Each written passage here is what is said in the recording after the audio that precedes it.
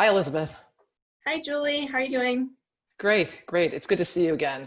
It's been a couple of years since we worked on the Communities in Action Pathways to Health Equity report.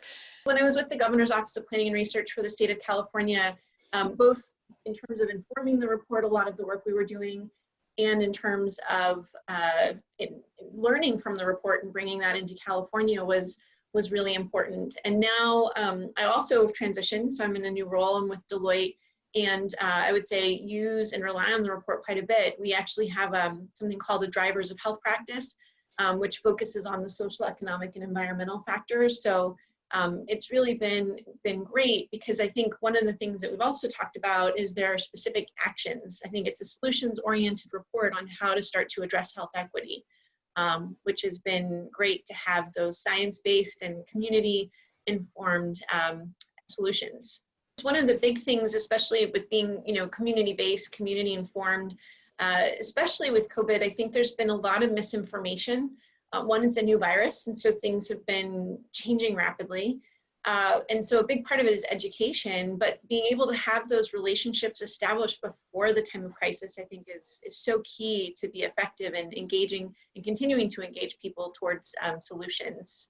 When I think about past work and emergency responses that we did in Chicago, whether it was a measles epidemic or whether it was a heat crisis, it was the same populations who were being disproportionately impacted, and the same systems and structures that didn't get fixed at that time are now leading to problems with disproportionate impact with COVID and the anti-Black racism that we're seeing perpetually.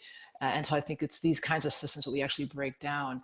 I do feel like there's a moment in time for us actually to be trying to address these systems, because organizations and people and groups that haven't talked about equity are now talking about equity. I agree. I mean, I think one of the big things, as a lot of the last couple of months have come together, there's been a big sense of what do we do? People, I think it's great people are activated in the sense that they recognize there's an issue. To your point, this has been going on for a very long time.